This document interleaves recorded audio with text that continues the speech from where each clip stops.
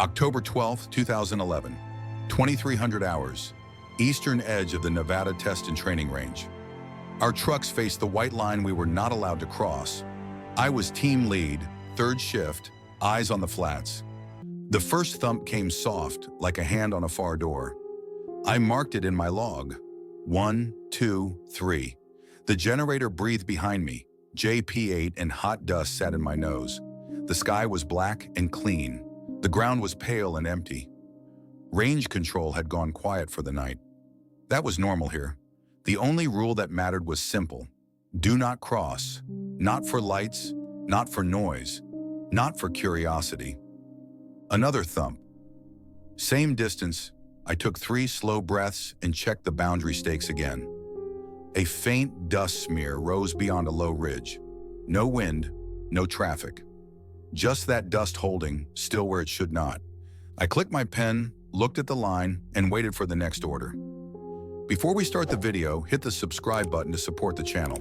It only takes a second. I was assigned to a joint detachment from the Army's Test Support Group. We were stationed north of Indian Springs, near the edge of the Nevada Test and Training Range. The desert out there is endless, flat as a table, and carved with small dry washes that twist between low ridges. You learn to respect silence there. It hides everything. Our job was simple on paper. We supported recovery when training debris or drones landed outside the range. If anything crossed the boundary, we moved fast to secure it before civilians found it. Inside the line, it was none of our concern. The Air Force handled that. I had been there 3 months when this story happened. The days were dry, wind carried a taste of iron, and the nights dropped below freezing. Most of the time, we just watched stars and logged coordinates. Sometimes jets screamed overhead during red flag training, but our area stayed quiet. The restricted box west of us, labeled R-4808 November on the map, was marked off limits to all of us. That was the zone nobody entered without high clearance. The boundary itself wasn't dramatic. A dirt track, a few white posts, a faint line on the GPS. That was it. Still, every man in our team treated that line like a cliff. Command made sure we understood the cost of stepping over. If you crossed, you lost your post, and your record carried a mark you'd never erase. The desert has its own rhythm. By day, the wind whips heat and sand through your teeth. By night, the cold cuts deep. Machines make a sound like breathing when they cool down. You start hearing your own pulse through the headset. Some of the men joke that the ground itself listened. I stopped laughing after my second week. Our team worked 4 soldiers and 1 civilian range tech. We rotated night watches in 6-hour blocks. My truck carried radio, GPS, and recovery gear for small debris. The generator burned JP8 and gave off that sharp, oily smell that never leaves your clothes. We learned to keep distance from it when the wind turned. The night of October 12th was routine until that thump. Earlier that evening, range control told us red flag flights had ended. The airspace went cold at 2100. The rule after shutdown was strict. If anything happened past that hour, it wasn't part of the exercise. We logged and reported, nothing more. One of the men, Specialist Hart, had been tracking signals earlier. He mentioned a data drone that lost link over sector Delta 29. Command marked it as contained inside range limits. No action for us. That was 6 hours before the first thump. The sound didn't fit the usual pattern. Not an impact, not artillery, not aircraft. More like pressure equalizing far away.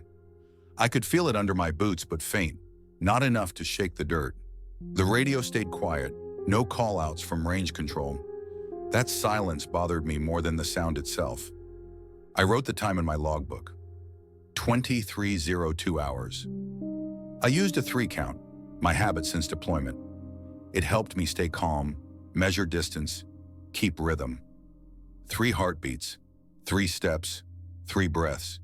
The generator coughed once, the smell thickened. Somewhere beyond the ridge, a red light blinked once, then faded. Hart asked if I saw it. I said yes, but told him not to mark it. We had no clearance to look west beyond the line. Our orders never changed. Observe, report, do not interfere. Still, the longer I watched that ridge, the more I felt something had shifted. The desert looked the same, but the silence was wrong, heavier. I could sense motion, though nothing moved. It felt like the air waited for us to act. The edge of the range sits like a forgotten border. No fence, no lights, just emptiness. A dirt road called Groom Lake Road ran near our post, heading straight west toward the restricted box. At night, the road looked endless. The maps showed it as open terrain, but every soldier knew how close it came to the red zone. Our command post was a small trailer cluster beside a dry basin. A single antenna and a generator kept us connected. We shared the airspace with the Air Force, so most orders came through the range control. They were calm and exact. No details, only coordinates and status codes. That was how things worked. Need to know stayed locked down. Every morning, a convoy of white buses passed on the far highway. No markings, tinted windows. Locals said they carried contractors to the test sites. We never looked long. Orders said to keep our distance. The same buses came back after sunset. They followed the same route every day, no exceptions. Inside the range, activity shifted week to week. Sometimes red flag flights filled the night sky. Flares dropped, jets curved overhead, and we listened to coded chatter on open bands. The sound of those engines carried far in the desert. Other times, silence stretched for days. No aircraft, no lights, nothing but heat waves. On the ground, we checked our maps daily. The range limits changed often for safety. One day the boundary could move half a mile east, then return again. That made everyone uneasy. You could step into the wrong zone without realizing it. Command drilled that into us. Always confirm, never assume. We trained for recovery work with strict steps. If wreckage fell outside, we secured it, took photos, logged time and position, and waited for a clearance team. If it fell inside, we called it in and stood down. It didn't matter how close it was to the line. Inside meant sealed. I learned early not to ask what the Air Force tested. Rumors filled the barracks, talk about new aircraft or energy systems. I ignored it. The truth never reached us, and guessing only made shifts longer. Still, you could tell when something serious was underway. Security doubled, patrols appeared from nowhere, and radios went silent. The night of October 12th had that same tension. No warning, no change on the schedule, but everyone felt it. Even the generator sounded different, like it was straining. The smell of JP-8 clung heavier in the air, mixed with desert dust.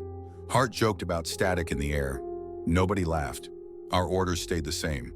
Hold position, monitor the eastern grid, confirm nothing crosses the boundary. I checked the maps twice. The restricted zone was stable, marked by a thin red shape on the tablet. Our line was clear. Then just before 2300, range control cut one frequency and left only a backup open. That was rare. The message was short, routine maintenance window. Maintain listening silence until further notice. We all knew what that meant. Something was happening inside the box. The desert went still. No wind, no sound, only the hum of our generator and the slow rhythm of my 3 count. 1, 2, 3. Breathe, wait, watch. Then came the thump. Soft, deep, distant. Not enough to shake gear, but enough to feel through the soles. The dust lifted off the ridge again. That was when I realized we might not be alone out there. The second thump came 5 minutes after midnight. Same direction, same tone, like something hollow shifting deep underground. I wrote the time in my log and underlined it. Hart stood by the truck with the binoculars raised but didn't speak. The light on his wristwatch blinked once, then went dark. We were used to noise in the desert. Jets, drones, target impacts. Nothing about this sound fit those patterns. It had no echo, no follow-through. Just a short pulse, then silence. Our radio stayed on standby. Range control hadn't lifted the quiet order. That meant no chatter, no reports unless it was an emergency. I looked west toward the ridge. A dust plume still hung there, barely visible against the stars. It didn't move. The wind had died. I walked 20 yards along the boundary markers, flashlight off. The cold bit through my gloves. The dirt crunched under my boots. I counted my steps in threes to steady my nerves. 1, 2, 3. 1, 2, 3. Halfway down the line, I found a marker lying flat. I pushed it back upright. It wasn't broken, just loose, as if the ground had trembled. I pressed the soil, still warm. That shouldn't have been possible in the cold. Hart called out softly, asking if I saw movement. I told him no, but I wasn't sure. A faint glimmer had flashed near the wash, maybe a reflection. Nothing steady, nothing shaped. At 0030, the sound came again. Shorter this time, like a door sealing shut. The generator coughed, then steadied. The air smelled thick with burned metal, a tang that overpowered the JP-8 for a moment. I picked up the radio handset but didn't transmit. The silence order was still active. I hated that rule. It kept you guessing, trapped with your thoughts. Every second felt stretched. I checked the GPS. The ridge was less than a mile past the line, inside the restricted box. If something had come down there, we couldn't move on it. If debris crossed out, we'd be the first to reach it. That was our purpose. But the map showed nothing new. No beacon, no ping. At 0100, a white light flickered across the valley floor. Not steady, more like lightning without thunder. It lit the sand for a split second, then vanished. Hart saw it too. We both looked at the clock. 1, 2, 3, I logged it. Light event, West Ridge, no movement observed. That was all I could write without breaking protocol. A few minutes later, the desert grew bright again, this time from the east. Headlights, a convoy, 3 vehicles, no markings, moving along the inside track parallel to our line. Civilian models, white, without military plates. They stopped near the ridge. Doors opened. I saw small red lamps, the kind used to protect night vision. Then everything went dark again. I knew what that meant. Contractors, recovery, or test personnel. They worked quiet, fast, and always after hours. We were told to stay clear when they operated. Still, the timing was off. They shouldn't have been there during a communication blackout. I glanced at Hart. He didn't speak.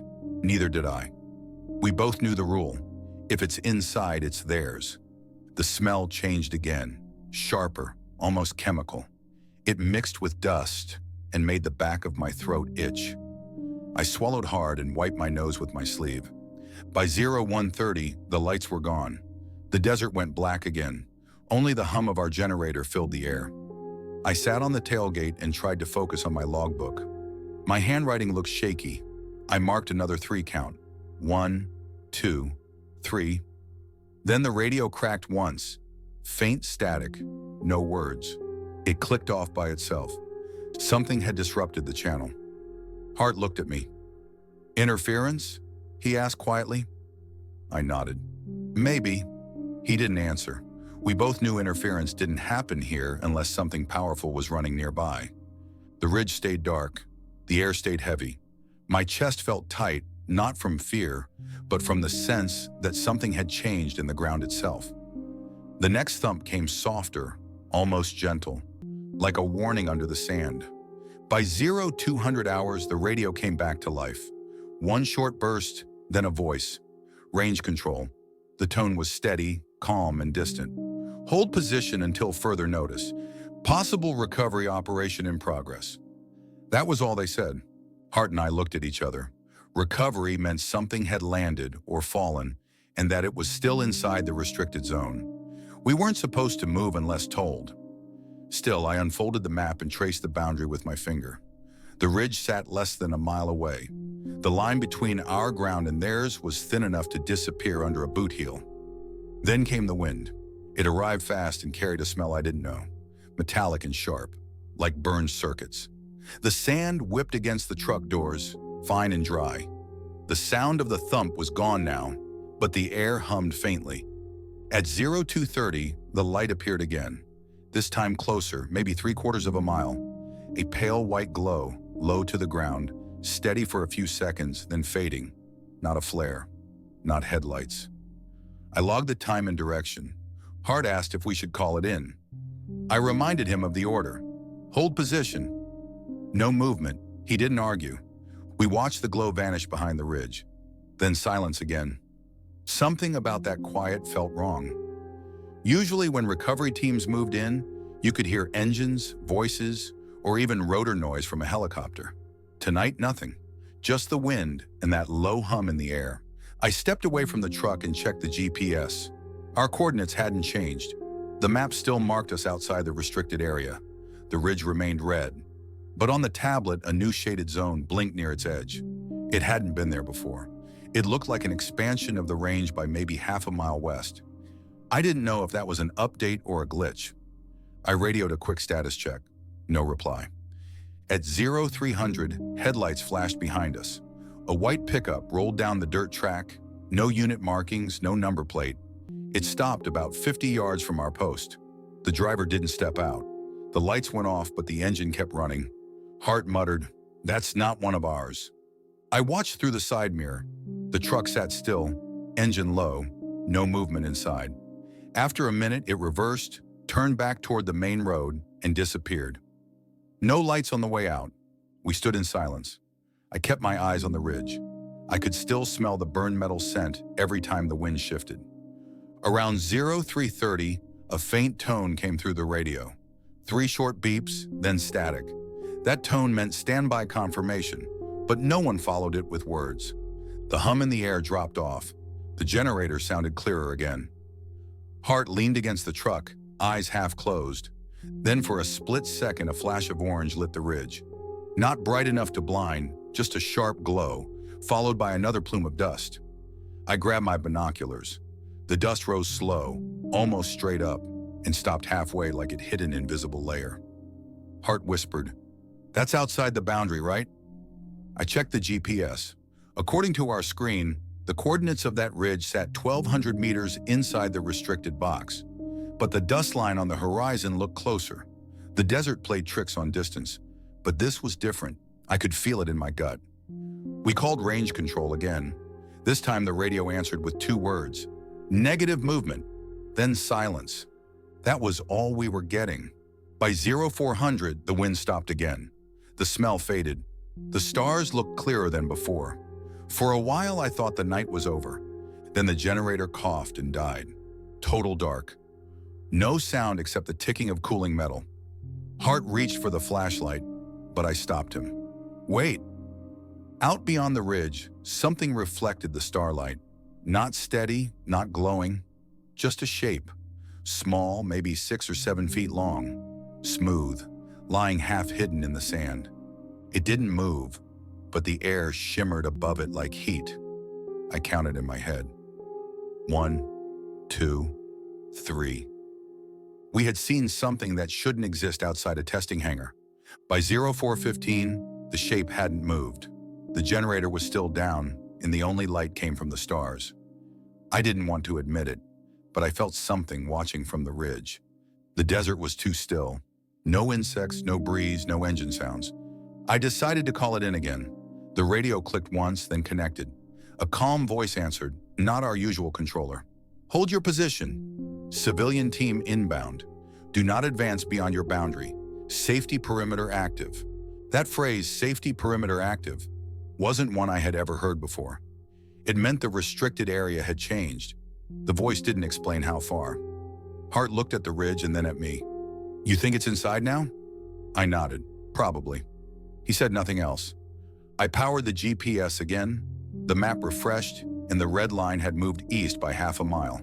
The ridge, the wash, and the shape were now inside the new zone. We were ordered to stand down.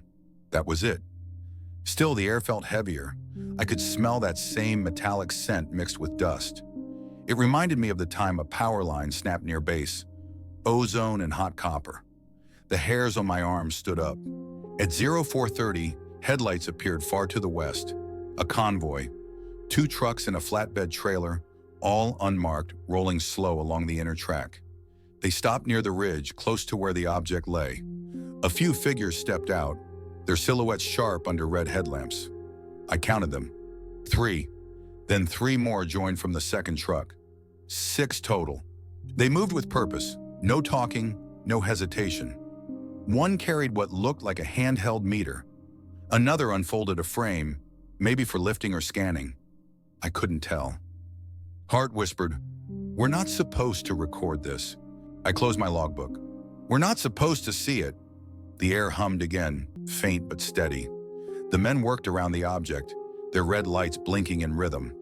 Every few minutes, one of them would raise his hand toward the ridge, signaling something unseen. Then they'd pause, adjust their gear, and continue. At 0450, range control called back. Same calm voice. Update. Maintain watch. Do not transmit or move until clearance confirmed. A safety boundary is in effect. You are now in outer perimeter. Outer perimeter meant we were part of containment, not observation. That was new. I looked at Hart. He shook his head, confused. We stood by the truck, waiting for a sign the recovery was over. I thought it would end like every other night, quiet and forgettable. But then the red lights near the ridge went out, all 6 at once. I stared into the dark. For a moment, I saw faint blue light leaking through the dust, like the ground itself glowed. Then nothing. The hum stopped. The air went flat. A few minutes later, our radio hissed. Perimeter hold confirmed. No further activity authorized. Remain in place until sunrise. That was the end of the transmission. We stood there in the cold, staring at an empty ridge that had just been reclassified inside the boundary. It felt like the desert had swallowed whatever had fallen. The trucks near the ridge stayed dark for nearly an hour. No lights, no sound, just their shapes outlined by starlight. Hart leaned on the tailgate, eyes fixed on the same spot. Nobody spoke. Then around 0530, something unexpected broke the silence. A pair of headlights coming from the public road. That stretch was rarely used at night. It wasn't one of ours. The vehicle moved slow, maybe a local ranch truck. Hart frowned. They're heading straight toward the wash. I grabbed the binoculars. The pickup rolled past the last warning sign without stopping. The driver had no idea where the boundary started. I tried to raise range control, but the channel was dead again. Static, faint, and constant. I switched to backup frequency. Nothing. The man in the pickup parked about 100 yards from the ridge. He stepped out, looked around, and started walking toward the spot where the contractors had been. I could see his flashlight beam cut through the dust. Hart asked quietly, "We warn him?" I hesitated. The rule was clear. No movement inside the perimeter. But if he kept walking, he'd cross into a zone that might still be unsafe. I grabbed the loudhailer. "Stop! Stay back!" My voice carried across the flat ground, bouncing off the ridge. The man froze, turned toward our lights, and hesitated. He shouted something I couldn't hear. Hart switched on the truck's red beacons. The glow washed over the sand, revealing his outline. He shielded his eyes and started walking again, this time slower. "Stay where you are," I called again. Then a faint flicker of blue light shimmered near the ground behind him, right where the ridge began. The sand around his boots seemed to ripple, as if heat waves rose from beneath. He stopped again, confused. His flashlight dimmed, then cut out completely. I shouted one last time, "Back away now!" He took 2 steps backward, then stumbled. The light faded completely. Hart ran for the radio, but I stopped him. The silence order was still active, and we didn't know if the field extended this far. One wrong transmission could draw attention we didn't want. After a moment, the man stood again. He turned toward his truck and limped back slowly, one hand gripping his side. When he reached the door, he looked back once more at the ridge. Then he climbed in and drove off without headlights. The sound of his engine faded into the distance. Hart exhaled, shaking his head. "He's lucky." I nodded. "Yeah." We stood there until the horizon started to glow faintly with morning light. The air had gone still again. No hum, no smell. The contractors' trucks remained in place. No movement. At sunrise, a message came through. Clear, direct, and final. Outer perimeter stand down. Await debrief. Civilian contact confirmed safe. No medical report required. End of transmission. That was all. No mention of the object. No mention of the blue light. Nothing. Hart sat on the truck step and rubbed his face. "We're not writing this down, are we?" I closed my logbook and slid it into my pocket. "Command won't want it there." The ridge looked empty again, like nothing had happened. But the soil near the line had changed color. It looked darker, smoother, like it had melted and set again. I didn't mention it in the report. Some things you learn to leave off the page. When the wind came back, it carried the same faint metallic scent. I could still taste it hours later. That was when I knew this wasn't a normal test recovery.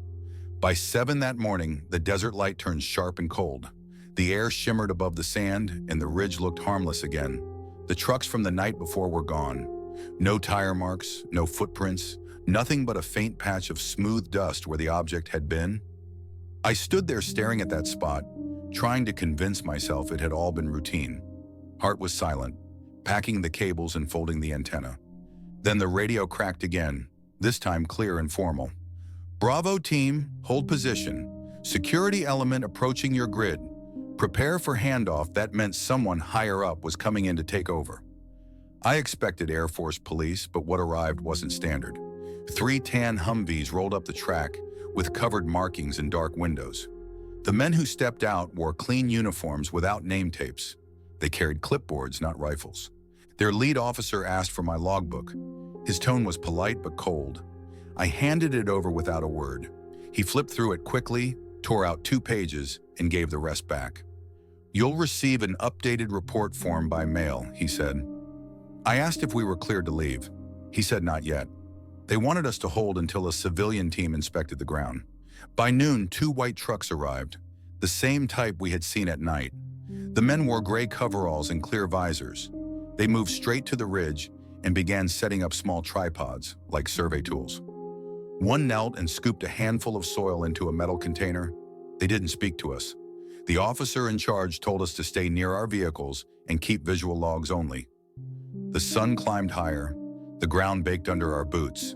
I could still smell that faint chemical sting in the air, even stronger now that the wind had stopped. My throat burned when I swallowed. Hart asked if I felt it too. I said yes. We both drank from our canteens, but it didn't help.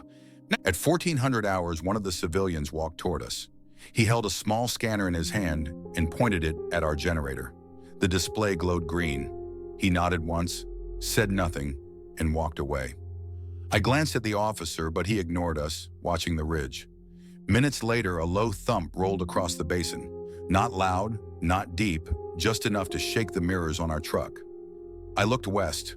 The ridge shifted under the light, like a heat mirage. Then a quick flash, white and flat, cut across the ground and was gone. The civilians stopped moving. For a few seconds, everyone froze. Then the officer spoke quietly into his headset and waved us back. "Get behind your vehicle," he said. We obeyed. The air pressed heavy, as if a storm had formed without clouds. The metallic smell hit harder now, sharp enough to sting my nose. Hart coughed and covered his mouth. A soft vibration pulsed through the dirt, slow and rhythmic. It lasted maybe 10 seconds, then faded. When it stopped, the officer lowered his headset and exhaled like he had been holding his breath. "It's done," he said to no one in particular. The civilians packed their tools fast. One of them sealed the containers and loaded them into a truck. Another ran a handheld sprayer across the ground, leaving a thin film that shimmered in the sunlight. They did it methodically, square by square, like painting the sand. When finished, they marked the area with small yellow stakes and waved for us to stand down. I looked at the ridge one last time. The ground there looked smooth again, almost glassy. No debris, no tire prints, no proof that anything had ever been there. The officer gave a short nod. "You can go back to base now." His tone made it clear we weren't supposed to ask questions. We packed our gear in silence. Before leaving, I checked the GPS again. The red boundary line had returned to its original position. Whatever they had done, the restricted zone had shrunk back overnight. As we drove out, I kept glancing at the rearview mirror. The ridge was fading into haze, but for a moment, I thought I saw a faint reflection near the wash, like light bouncing off metal. I blinked, and it was gone. I didn't tell Hart. Some things you let pass so they don't follow you later. We drove back toward base in silence. The desert stretched behind us like a blank sheet. No tracks, no trace of the night. The sun hung low over the mountains, washing everything in a dull orange haze. I tried to shake off the feeling that we had been standing beside something we weren't meant to see. Hart sat next to me, holding the radio handset, though there was nothing left to hear. Halfway to the highway, the signal returned. Range control came on, crisp and official. "Bravo team, acknowledge clearance to return to facility. Equipment inspection required upon arrival," I confirmed, voice steady. My hands weren't. We reached the base around 1500 hours. The guard at the gate stopped us longer than usual. He checked the vehicle, then waved us toward a small hangar instead of the usual motor pool. Inside, 2 men waited with clipboards. They wore no rank insignia, only ID tags with a red stripe. One asked for our dosimeters and gloves. The other took our GPS unit. No explanation. We sat on folding chairs while they ran a detector over our boots and uniforms. The screen flashed green. One man nodded and handed back our badges. "You're clear," he said quietly. "Command will debrief you in 20 minutes." Hart looked pale. He asked if they had done that before. I told him never. The man at the table ignored us, writing in a small black notebook. When the debrief officer finally arrived, he carried himself like someone used to silence. He asked short questions: what we saw, what we logged, if we crossed the boundary. I answered each one straight. When he asked if I made visual contact with any object, I paused before saying yes. His pen stopped. "Describe it." "Smooth," I said. "Metallic, maybe. About 6 or 7 feet long. No markings, no movement." He nodded once and kept writing. When I finished, he said, "You'll submit a brief written version. Keep it factual. No assumptions, no descriptions you can't confirm." After that, we were dismissed. Hart and I walked out into the sunlight. The air still smelled faintly of fuel and dust. For the rest of that day, neither of us spoke much. That night, I lay in my bunk and listened to the generator outside the barracks. The rhythm reminded me of those thumps in the desert. Same pause between beats, same low pulse you could feel through the floor. I counted again, just to quiet my thoughts. 1, 2, 3, over and over. 2 days later, I got an envelope marked "Confidential." Inside was a typed summary of our mission. It said we had assisted in a range safety containment exercise. No mention of any object, no mention of civilians, no record of the new boundary. Just safety data and equipment inspection results. Hart came by that evening holding his copy. He laughed once without humor. "Containment exercise," he said. "Guess that's what they call it now." I didn't answer. My thoughts were back on the ridge, on the man in the pickup, on that blue shimmer in the dust. The image stuck with me like a shadow you can't step away from. Before lights out, I checked the radio out of habit. It was tuned to the same range control frequency. Dead air, then faintly 3 short beeps, the same tone we had heard before the silence. I sat still, waiting for a voice. None came. I turned the dial off and stared at the dark. The generator outside gave one slow thump, then another. The rhythm matched perfectly. I realized then that whatever we had stood near that night hadn't stayed buried out there. It stayed with us. A week passed before anyone mentioned the incident again. The desert returned to its routine. We rotated shifts, checked coordinates, logged hours, and acted like nothing had happened. But the silence felt different now, heavier. The sound of the generator still carried that deep pulse, and sometimes I caught myself counting to 3 without realizing it. The report came through official channels on the 8th day. Range perimeter event concluded.